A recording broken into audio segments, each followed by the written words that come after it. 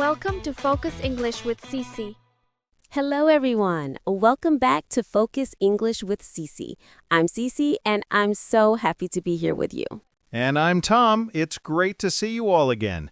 If you want to improve your real-life English, you've come to the right place. Cece, look at you. You're wearing a very thick sweater today. Are you feeling the chill? Oh, absolutely, Tom. Winter is officially here, and that means it's time for one of my favorite topics, winter vacation. I love it. Today, we are going to dive deep into everything about winter travel. We'll talk about outdoor activities like skiing and sledding, and then we'll move into the cozy indoor experiences and the delicious winter food that keeps us warm.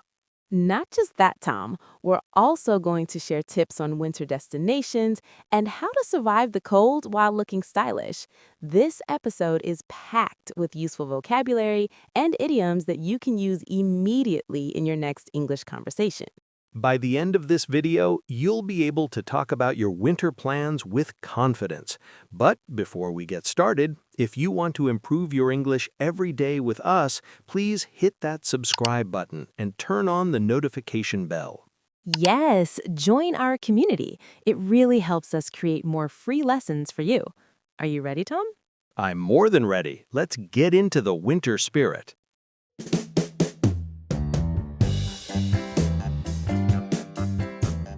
Okay, Cece, let's get started. When I think of winter, I usually think of the freezing cold. I think of gray skies. But you always look so happy when it's cold. Why is that? What is your secret? It's no secret, Tom. I just love the feeling of winter. There is something truly magical about the crisp air. Crisp air. Can you explain crisp air to our learners in a simple way? Of course. Think about a fresh apple. When you bite it, it's crisp, right? It's sharp and fresh. Crisp air is the same. It is air that is cold, but it's also very clean and very fresh. It's not heavy air. It's the kind of air that makes you feel alive. It's crisp. I see. So when I open my window in the morning and the cold wind hits my face and I feel suddenly awake, that is crisp air? Exactly. You step outside, you breathe in, and you feel energized. That is the magic of crisp winter air. I like that. Crisp. It's a short, strong word. But Cece, let's be real. Even with crisp air, if I go outside in my pajamas, I will freeze. Well, yes, you can't just go out in anything. You have to bundle up. This is our first must-know verb for winter, to bundle up. Bundle up. It sounds like making a little package. Is that right? Precisely. When you bundle up, you put on many layers of clothing. You don't just wear one big jacket. You wear a t-shirt, then a sweater, then a coat, then a scarf. You wrap yourself up like a warm bundle. You bundle up. Oh, like my mother used to do when I was a kid. She would put so many clothes on me that I couldn't move my arms. Was she bundling me up? Yes, she was bundling you up to keep you safe. If you don't bundle up properly, you will feel the bite of the wind. And worse, you might catch a cold. Catch a cold. That's when you get a runny nose and a cough, right? Exactly. To catch a cold means to become sick because of the cold weather or a virus. We don't want that. We want to be healthy so we can enjoy our vacation. So remember, everyone, always bundle up so you don't catch a cold. Got it. Bundle up to stay safe. Now, Cece, tell us about your recent trip. You said you went to the French Alps. Was it beautiful? Tom, it was a dream. It was a true winter wonderland. Winter Wonderland. I love that expression. It sounds like a movie title. It really felt like a movie. A winter wonderland is a place that looks beautiful and magical because it is covered in white, fluffy snow. Everything is quiet. Everything is sparkling. It's a wonderland. I want to go to a winter wonderland. But you said something earlier. You said you were on thin ice with your guide. Tell us the truth. What did you do? Okay, so I was staying in this beautiful village, but I was so relaxed that I kept forgetting the time. I was late for the tour bus on the first day, then I was late on the second day. My guide was very strict. Uh-oh, I know that feeling. By the third day, she looked at me and said, "Cece, you are on thin ice." On thin ice. Now, our listeners might think you were standing on a frozen lake. Were you? No, I was standing on the sidewalk. You see, to be on thin ice is a very common idiom. It means you are in a risky situation. If you make one more mistake, you will be in big trouble. It's like walking on actual thin ice. If you take one more step, the ice will break and you will fall into the cold water. So, because you were late many times, you were on thin ice. If you were late again, the guide might leave without you. Exactly. I was on thin ice. I had to be very careful after that. I was never late again. That's a great lesson. Don't be on thin ice with your boss or your tour guide. But let's talk about the fun stuff. Did you hit the slopes while you were there? I hit the slopes every single morning at 8 a.m. Hit the slopes. This is a phrase I hear in every winter movie. What are the slopes? The slopes are the sides of the mountain where you ski. So when we say hit the slopes, we simply mean go skiing or go snowboarding. It's an active, fun way to say it. Hey, Tom, do you want to hit the slopes today? I would love to hit the slopes, but Cece, I have a problem. I am terrible at skiing. I move 2 meters and then, boom, I fall down. Is skiing the only thing to do on the slopes? Not at all. You can go sledding. Sledding? I remember doing that on small hills near my house. Is it the same on a big mountain? It's even better. You sit on a sled, which is a small wooden or plastic vehicle, and you just slide down the hill. It's fast, it's easy, and it's very thrilling. Thrilling. That means it gives you a big rush of excitement, right? Yes, it's thrilling. Your heart beats fast, the wind is in your hair, and you're laughing. Anyone can go sledding. You don't need a lesson. That is my kind of sport. No lessons, just fun. What about ice skating? Is that popular there too? Very popular. There was a natural frozen pond near the village, but if you prefer something safer, most resorts have an ice rink. Ice rink. Can you spell that for us? Sure. R-I-N-K. An ice rink. It is a man-made area with a very smooth surface of ice. It's perfect for skating because the ice is flat and safe. I like the ice rink because there are usually walls I can hold on to when I almost fall. That's true. Ice rinks are great for beginners. Whether you're at a pond or an ice rink, skating is a classic winter experience. Wow, Cece, we have covered so much. Let me see if I remember the words. We have crisp air for that fresh feeling. We have bundle up so we stay warm. Don't forget on thin ice. Right, on thin ice for when we are in trouble. And hit the slopes for skiing or sledding for a thrilling ride down the hill. And don't forget the ice rink. You're doing great, Tom. You know what, Cece? I think our listeners are doing great too. Learners, how are you feeling? Are these words helpful? If you are enjoying this conversation, please hit that like button right now. It really helps our channel grow. And please stay with us. We have only finished the outdoor part. Coming up next, we're going inside. We're going to talk about the gear you need to stay dry and the amazing comfort food that will make you feel so happy. Yes, and remember, stay until the end to hear Cece's secret on how to save money and avoid the expensive peak season. You don't want to miss that. Now, Cece, I have a confession. Last year, I went to a mountain cabin, but I didn't pack well. I was miserable. Oh no, Tom, what happened? Did you forget your gear? I did. I forgot my thermal layers. I thought one big jacket was enough, but I was wrong. That's a common mistake. Thermal wears are the thin clothes you wear under your sweater. They're designed to keep your body heat in. They are thermal. Lesson learned. Now I always wear a thermal shirt, and I also make sure my boots are waterproof. Waterproof is a must-have. If your boots are waterproof, water or melted snow cannot go inside. No one likes wet socks in the winter. Definitely not. I also love my new scarf and mittens. Wait, what's the difference between gloves and mittens? Good question. Gloves have a separate space for each finger. Mittens have one space for your thumb and one big space for the rest of your fingers. Mittens usually keep your hands warmer because your fingers stay together. I prefer mittens then. They feel so cozy. Speaking of cozy, after a long day in the snow, I just want to unwind. Unwind. I love that word. It means to relax and let go of all your stress. And the best way to unwind in winter is with comfort food. Oh, comfort food. Those are the warm, hearty meals that make you feel happy and safe inside, right?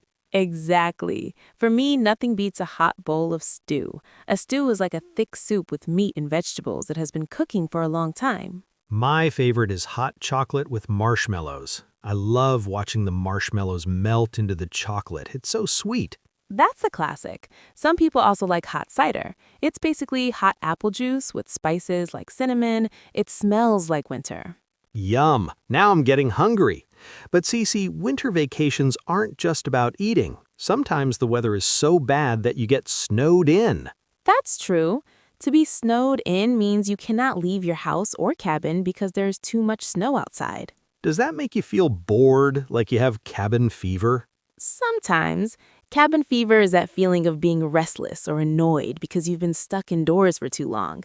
But if you have good food and good books, you can avoid cabin fever and just enjoy the peace. That sounds like a dream. But listeners, before you go and grab a snack, stay with us. You need to watch until the very end because in the next part, we're going to talk about travel logistics.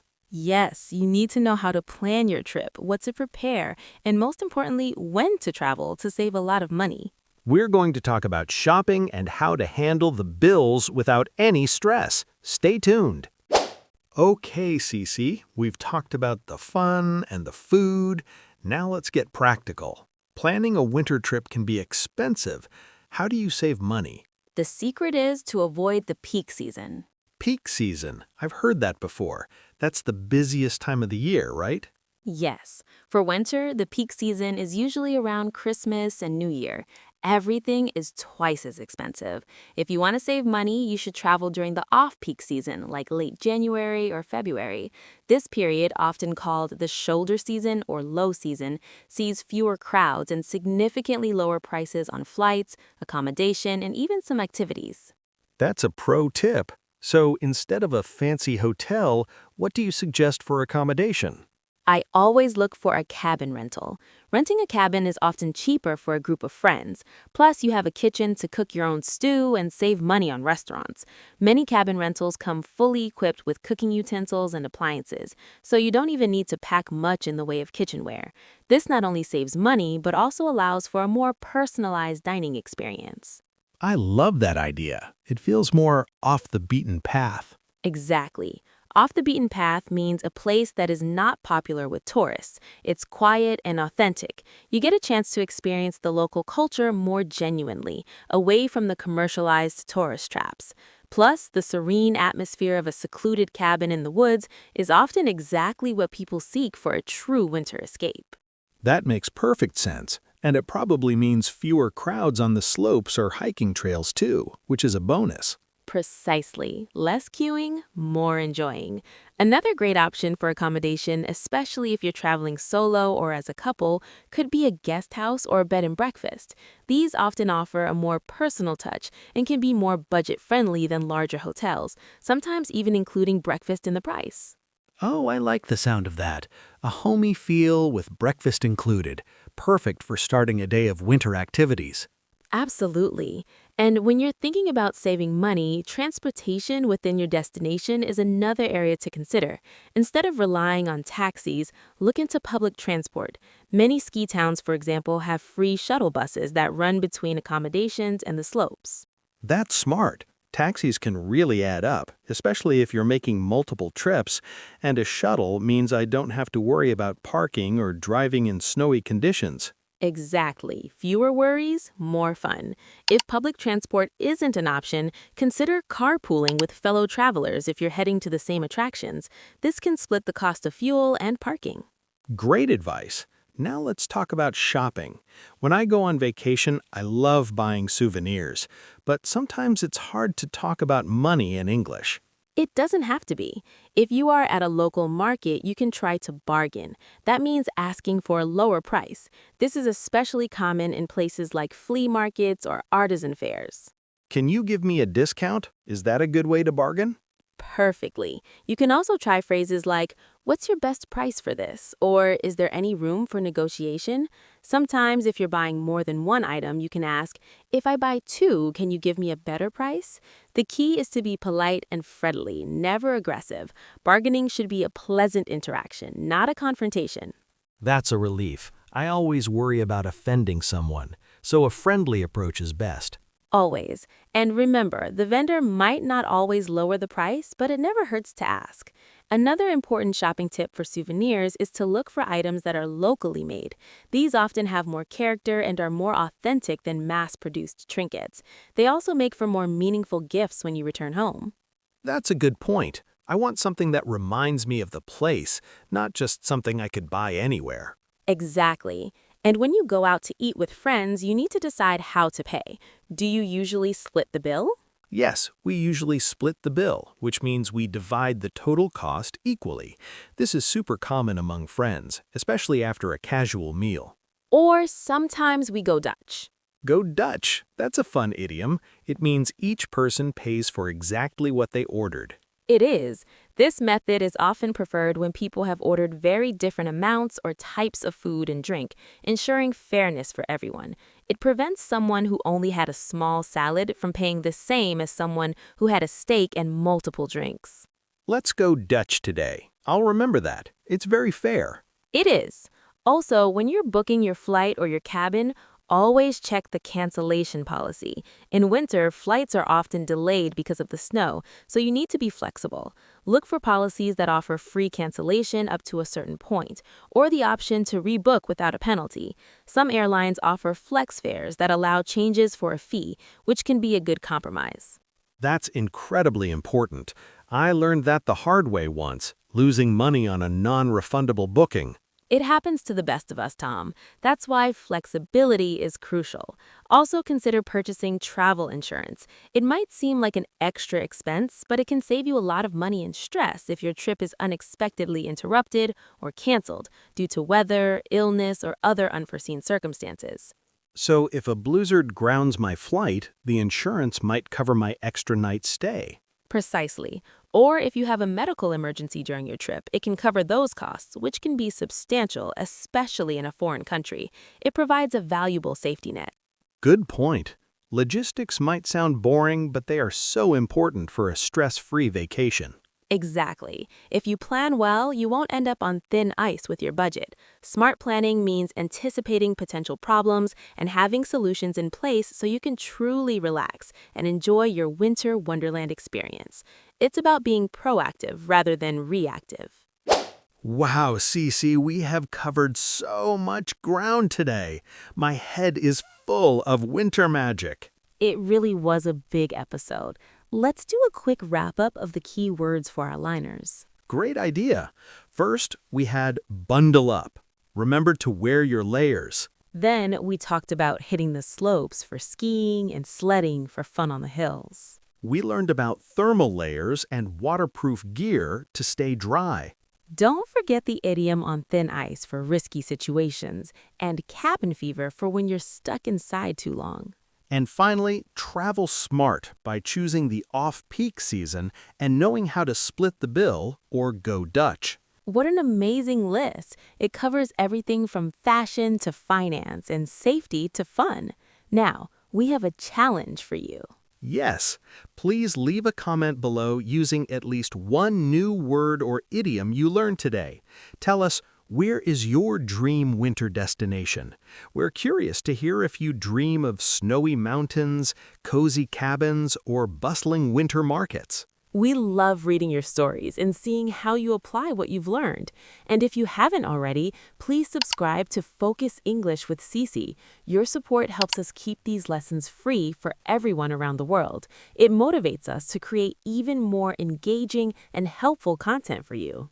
We hope you feel more confident and excited about planning your next winter adventure, whether it's exploring new slopes or just unwinding by a warm fire with a mug of hot chocolate. Stay warm, keep practicing, and don't be afraid to make mistakes. That's how we learn. See you in the next episode. Happy winter, everyone! Goodbye.